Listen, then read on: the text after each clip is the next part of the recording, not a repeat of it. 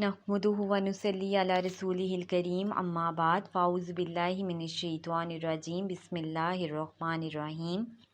Rabbi इश्रह ली सदरी व यस्सिर ली अमरी वहलुल उक़दतम मिन लिसानी यफ़क़हू क़ौली रब्बी ज़िदनी इल्मा रब्बी ज़िदनी इल्मा रब्बी ज़िदनी इल्मा अल्लाहुम्मा फ़क़्क़िहना फ़िद्दीन। अस्सलामु अलैकुम व रहमतुल्लाहि व बरकातुहू। आज का जो टॉपिक है मेरे पास वो है मरीज़ की अयादत। इसमें हम देखते हैं कि मरीज़ की अयादत करने पर किस कदर अजर व सवाब है। इस सिलसिले में सबसे पहली हदीस जो हम देखते हैं वो है सही मुस्लिम की हदीस। आप सल्लल्लाहु अलैहि वसल्लम ने फरमाया, मुसलमान जब अपने मुसलमान भाई की अयादत करता है तो वापस आने तक वो जन्नत के ताज़ा फलों के चुनने में मसरूफ़ रहता है। अब देखें कि जन्नत का मिलना कितनी बड़ी इंसान की कामयाबी है, लेकिन इस हदीस में कि जो मरीज़ की अयादत करेगा वो इस तरह है कि जन्नत के जो फल हैं उनको वो चुन रहा है। इसी तरह तिरमिज़ी की एक और हदीस है, आप सल्लल्लाहु अलैहि वसल्लम ने फरमाया, जो मुसलमान किसी मुसलमान की सुबह के वक्त मज़ाक परसी करता है तो शाम तक 70,000 फरिश्ते इसके लिए दुआए खैर करते हैं, और अगर शाम के वक्त बीमार परसी करता है तो सुबह तक 70,000 फरिश्ते इसके हक़ में दुआ फरमाते हैं, और जन्नत में इसके लिए चुने हुए फलों का हिस्सा है। अब देखें कि इन दोनों अहादीस में लोगों को ये तरगीब दिलाई जा रही है कि वो मरीज़ की अयादत करें, और उसके लिए कितनी बड़ी खुशखबरी है कि 70,000 फरिश्ते जो हैं उसके हक़ में दुआ करते हैं। अब इसी तरह हम देखते हैं कि आप सल्लल्लाहु अलैहि वसल्लम बीमार परसी कैसे करते थे। हज़रत आयशा सिद्दीक़ा रज़ी अल्लाह ताला अन्हा से रवायत है कि नबी करीम सल्लल्लाहु अलैहि वसल्लम अपने बाज़ घर वालों की बीमार परसी करते तो अपना दायां हाथ मरीज़ के दर्द वाले हिस्से पर फेरते और ये दुआ पढ़ते, अल्लाहुम्मा रब्बन नासी अज़हिबिल बअसा वश्फ़ी अंत शाफ़ी ला शिफ़ाअ इल्ला शिफ़ाउका शिफ़ाअ ला युग़ादिरु सक़मा। ए अल्लाह, लोगों के परवरदिगार, तकलीफ़ को दूर फरमा दे, तू शिफ़ा अता फरमा, तू ही शिफ़ा देने वाला है, तेरी ही शिफ़ा है, तू ऐसी शिफ़ा दे जो बीमारी को ना छोड़े, यानी इसे बिल्कुल ख़त्म कर दे। अब इस हदीस से हमें ये बात भी मालूम होती है कि सिर्फ मरीज़ की अयादत करना ही काफ़ी नहीं है, बल्कि उसके लिए दुआ भी करनी चाहिए, उसकी सेहत कामला के लिए दुआ करनी चाहिए। इसी तरह हदीस से हमें मालूम होता है, सही मुस्लिम की हदीस है, हज़रत साद बिन अबी वक़ास रज़ी अल्लाह ताला अन्हो से रवायत है कि रसूलुल्लाह सल्लल्लाहु अलैहि वसल्लम मेरी अयादत के लिए तशरीफ़ लाए तो दुआ फरमाई, ए अल्लाह साद को शिफ़ा अता फरमा, ए अल्लाह साद को शिफ़ा अता फरमा, ए अल्लाह साद को शिफ़ा अता फरमा। अब इस हदीस से हमें मालूम हुआ कि मरीज़ के लिए बतौर ख़ास इसका नाम लेकर उसके लिए दुआ की जा सकती है। इसी तरह तकरार के साथ बार बार उसका नाम लेकर अल्लाह ताला से दुआ की जा सकती है कि अल्लाह ताला उसको शिफ़ा अता फरमाए। अबू दाऊद से एक और हदीस है, हज़रत इब्ने अब्बास रज़ी अल्लाह ताला अन्हो से रवायत है, नबी करीम सल्लल्लाहु अलैहि वसल्लम ने फरमाया, जो शख्स किसी ऐसे मरीज़ की अयादत करे जिसकी मौत का वक्त अभी ना आया हो और इसके पास 7 मरतबा ये दुआ पढ़े, अस्अलुल्लाहल अज़ीमा रब्बल अर्शिल अज़ीमी अन यशफियक, यानी मैं अल्लाह बरतर से जो अर्श अज़ीम का मालिक भी है ये सवाल करता हूँ कि वो तुझे शिफ़ा अता फ़रमाए, तो अल्लाह ताला इसे इस बीमारी से ज़रूर आफ़ियत बख्शेगा। इस हदीस को अबू दाऊद के अलावा तिरमिज़ी ने भी रवायत किया है। अब देखें, ये अयादत करने वाले पर मुनहसिर है कि वो किस कदर खलूस से और नेक नीति के साथ अपने जो मरीज़ है उसके लिए वो दुआ करता है। इसलिए पूरे यकीन के साथ अल्लाह पर तवक्कल करते हुए मरीज़ की सेहतयाबी की दुआ करनी चाहिए। इसके अलावा मरीज़ के पास बैठकर उसकी दिलजोई करनी चाहिए और उसकी हौसला अफजाई करनी चाहिए।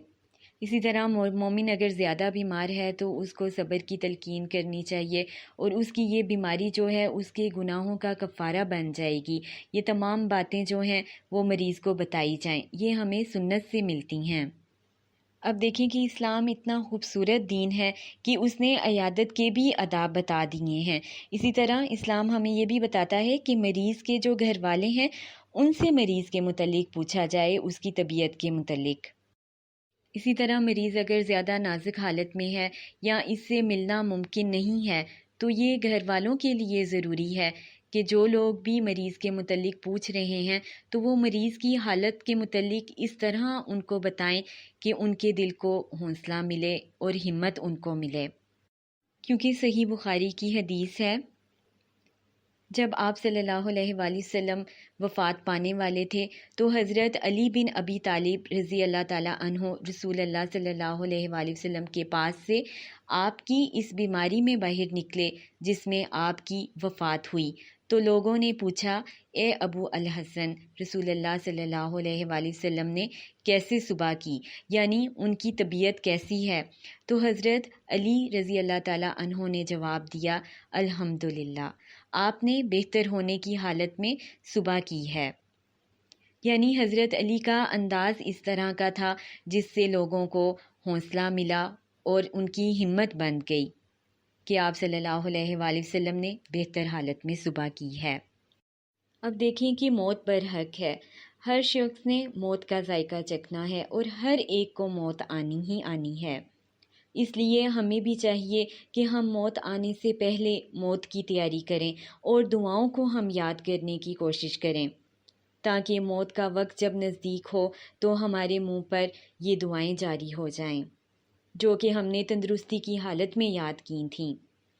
اسی طرح زندگی سے مایوس ہونے والے جو شخص ہیں ان کے لیے کیا دعا ہے کہ وہ کیا دعا کریں۔ حضرت عائشہ رضی اللہ تعالیٰ عنہا سے روایت ہے، وہ فرماتی ہیں کہ میں نے نبی کریم صلی اللہ علیہ وآلہ وسلم کو فرماتے ہوئے سنا جب کہ آپ میری طرف سہارا لگائے ہوئے تھے، اے میرے اللہ، مجھے بخش دے، مجھ پر رحم فرما اور مجھے رفیق اعلیٰ سے ملا دے۔ اسے بخاری و مسلم نے روایت کیا ہے۔ اب ہمارے لیے ضروری ہے کہ ہم اس دعا کو یاد کر لیں تاکہ ہمارا وقت بھی جب نزدیک ہو تو ہمارے لب پر یہ دعا ہو جو کہ آپ صلی اللہ علیہ وآلہ وسلم کے لبوں پر جاری تھی، اللہم اغفر لی وارحمنی والحقنی بالرفیق الاعلیٰ۔ اب دیکھیں کہ اللہ تعالیٰ نے تو آپ صلی اللہ علیہ وآلہ وسلم کے اگلے پچھلے گناہ معاف فرما دیے تھے، لیکن آپ صلی اللہ علیہ وآلہ وسلم کا جب وفات کا وقت نزدیک آیا اور انہوں نے یہ جو دعائیں کیں یہ کس کے لیے کیں؟ یہ ہمارے ہی لیے کی ہیں تاکہ ہم ان کو یاد کر لیں اور ان کو ہم مانگتے رہیں اپنی دعاؤں میں، تاکہ جب ہمارا بھی موت کا وقت نزدیک آئے تو یہ دعائیں جو ہیں ہمارے لبوں پر جاری ہو جائیں۔ اسی طرح ترمذی کی ایک اور حدیث ہے، حضرت عائشہ رضی اللہ تعالیٰ عنہا سے روایت ہے کہ میں نے رسول اللہ صلی اللہ علیہ وآلہ وسلم کو موت کے وقت دیکھا کہ آپ کے پاس ایک پیالہ تھا جس میں پانی تھا، آپ اپنا ہاتھ پیالے میں ڈالتے، پھر اپنے چہرے مبارک پر پانی ملتے اور فرماتے، اللہم اعنی علی غمرات الموت و سکرات الموت، یعنی اے اللہ موت کی سختیوں اور بے ہوشیوں پر میری مدد فرما۔ اس لیے اب ہمیں بھی چاہیے کہ ہم اس دعا کو بھی یاد کر لیں، اللہم اعنی علی غمرات الموت و سکرات الموت۔ اب ہمیں کیا کرنا ہے کہ مریض کی عیادت کرنی ہے اور اپنے ذہن میں ان احادیث کو ہم نے رکھنا ہے کہ کس قدر فضیلت اور اہمیت ہے مریض کی عیادت کرنے کی، کہ 70,000 فرشتے جو ہیں وہ مغفرت کی دعا کرتے ہیں، اور مریض کی عیادت کرنا اس طرح ہے کہ جنت میں پھلوں کو چنا جائے، اور اسی طرح مریض کے لیے دعا کرنا، اس کی صحت یابی کے لیے دعا کرنا، یہ بھی باعث اجر و ثواب ہے۔